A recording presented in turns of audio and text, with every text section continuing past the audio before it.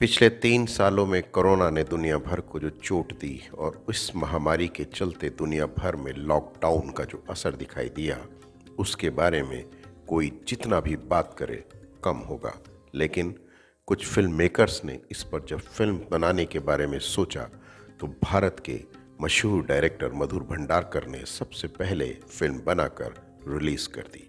India lockdown के नाम से बनी मधुर भंडारकर की नई फिल्म दुनिया, समाज, अर्थव्यवस्था और कई तबकों की बात करने के दर्द को जिस तरह से बयान करती है वो देखने लायक है। हालांकि इसमें प्रतीक बब्बर, आहना कुमार और श्वेता बसु की महत्वपूर्ण भूमिकाएं हैं, लेकिन फिल्म में कई छोटे छोटे ऐसे चरित्र भी उन्होंने बुने हैं जिसमें 4 कहानियों के जरिए लॉकडाउन के दौरान उपजा दर्द उभर कर सामने आया है। लॉकडाउन सिर्फ एक दौर ही नहीं था, वो एक बहुत बुरा दौर भी था।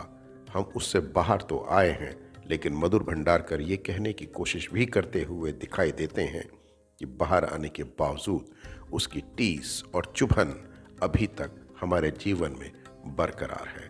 मैं रामकिशोर पारचा, नई दिल्ली से डिफ न्यूज़ के लिए। 2020 में जब कोरोना ने दुनिया में दस्तक दी तो चीन से दुनिया भर में फैलने वाली कोरोना के बारे में बातें होने लगी।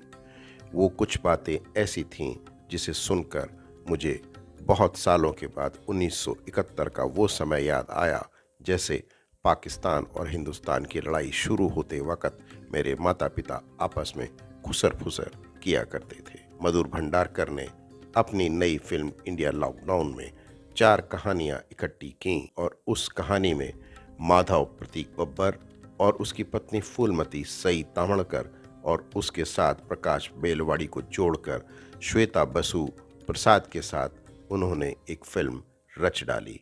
फिल्म में 4 कहानियां 4 लोगों के जीवन की बात जरूर करती हैं, लेकिन गौर से देखा जाए तो उसमें कई सारी ऐसी कहानियां और ऐसे लोग, पात्र और चरित्र भी हमें दिखाई और सुनाई पड़ेंगे जिनके बारे में हमने कभी जानने की कोशिश भी नहीं की। मधुर की फिल्में हमेशा समाज में घट रही और समाज में होने वाली घटनाओं के बारे में कोई भी टिप्पणी करने से बचती हैं, लेकिन उन पर कई सवाल उठाने की कोशिश जरूर करती हैं। लॉकडाउन के दौरान जब इंडिया बंद हो गया और लोग बेकार हो गए तो कोठों से लेकर कोठियों तक में रहने वाले लोगों की जिंदगी बदल गई। लॉकडाउन के दौरान केवल दुनिया ही नहीं बदली, बल्कि इस दुनिया में रहने वाले रिश्तों के चेहरों की शक्ल भी बदल गई।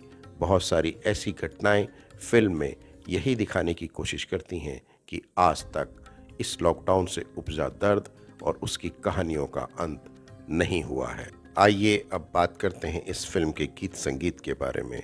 तो फिल्म में कोई पारंपरिक गीत और संगीत को नहीं रखा गया है, लेकिन जहां तक अभिनय पक्ष की बात है तो पहली बार मैंने प्रतीक बब्बर को एक सक्षम एक्टर के रूप में पर्दे पर अपने पात्र को जीवंत करते हुए देखा। प्रतीक बब्बर बहुत सहज हैं, हालांकि उन्होंने कोशिश की कि उनका बिहारी उच्चारण फिल्म को सारगर्भित बनाए, लेकिन कहानी और कंटेंट के ग्रामर को देखें तो थोड़े से असहज लगे।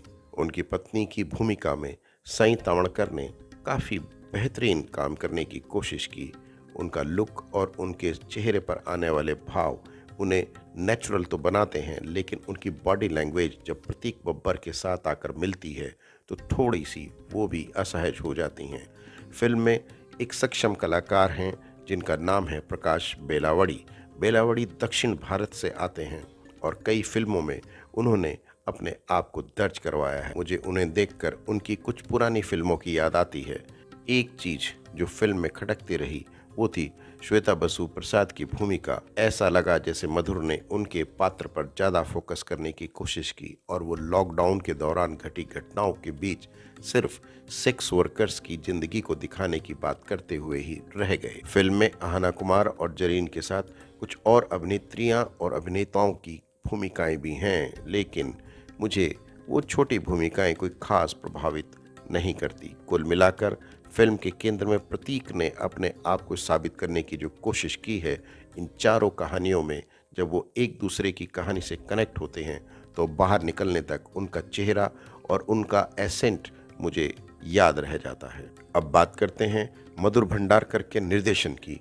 हालांकि ये फिल्म G5 पर रिलीज हुई है, लेकिन पेज 3 से लेकर अब तक मधुर ने जितनी भी फिल्में बनाई, उसमें चाहे ट्रैफिक सिग्नल हो, चाहे उनकी कैलेंडर जैसी फिल्म या कोई और दूसरी फिल्म जिस पर हम बात करें, तो मधुर भंडारकर एक सक्षम निर्देशक की तरह उभर कर सामने आते हैं। जीवन और समाज से पकड़ी गई उनकी कहानियां लोगों को छूती हैं और संवेदनशीलता के साथ अपनी टिप्पणियों पर बात करते हुए सवालों का जवाब भी ढूंढती हैं। लेकिन इस कहानी में 4 कहानियों के बावजूद मधुर बहुत ज़्यादा उम्मीदें नहीं जगाते। इसकी वजह भी है कि पिछली बार उन्होंने इंदिरा और दूसरी तरह की जो फिल्में बनाई, उनमें उन्होंने कंटेंट और ग्रामर को पकड़ने की बजाय पॉलिटिकल रिव्यूज़ और पॉलिटिकल सिनेरियो को ज़्यादा छूने की कोशिश की। समाज में जो विसंगतियां पनपती हैं और जिनके कारण रिश्ते और हालात बदलते हैं, उनके बारे में बात करने की मधुर हमेशा से एक अच्छी कोशिश करते हैं।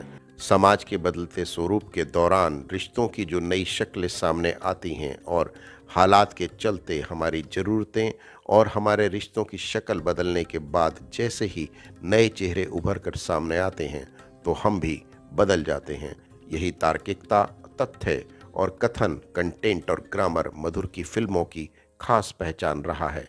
लेकिन इस फिल्म में वो बहुत ज़्यादा अंदर तक छूने में मुझे कामयाब दिखाई नहीं देते। ऐसा भी महसूस हुआ जैसे बहुत जल्दबाजी में उन्होंने फिल्म अनाउंस की और बना दी। अगर वो थोड़ा सा समय देते और पेज 3 की तरह अपनी फिल्मों के पुराने चरित्रों पर जैसे वो काम करते रहे हैं, इस फिल्म पर भी काम करते, तो शायद ये फिल्म एक यादगार फिल्म बनकर सामने आती। पर फिर भी मैं थोड़ा सा सुकून में हूँ, क्योंकि इंडिया लॉकडाउन ही नहीं बल्कि लॉकडाउन पर बनी पूरी पहली फिल्म बनकर आखिर सामने तो आई। मधुर भंडारकर को इस बात के लिए मैं बधाई देता हूँ। अब एक बात और, आप इस फिल्म को क्यों देखने जाएं? लॉकडाउन में बहुत सारे लोगों ने कोरोना काल के संक्रमण के चलते और हालात से उपजकर या तो अपनी जान दे दी या खुद लोग काल के ग्रास में चले गए। उनके दर्द को अगर ठीक ढंग से समझना हो तो एक बार इंडिया लॉकडाउन को जरूर देखें। अब बात कि इस फिल्म को क्यों ना देखें, ऐसा मैं बिल्कुल भी नहीं कहूँगा, क्योंकि मधुर भंडारकर की फिल्में एक सवाल के साथ समाज पर टिप्पणी भी होती हैं। तो उस टिप्पणी को पढ़ने और सुनने और समझने के साथ महसूस करने के लिए एक बार आप G5 खोलिए और इस फिल्म को जरूर देखिए।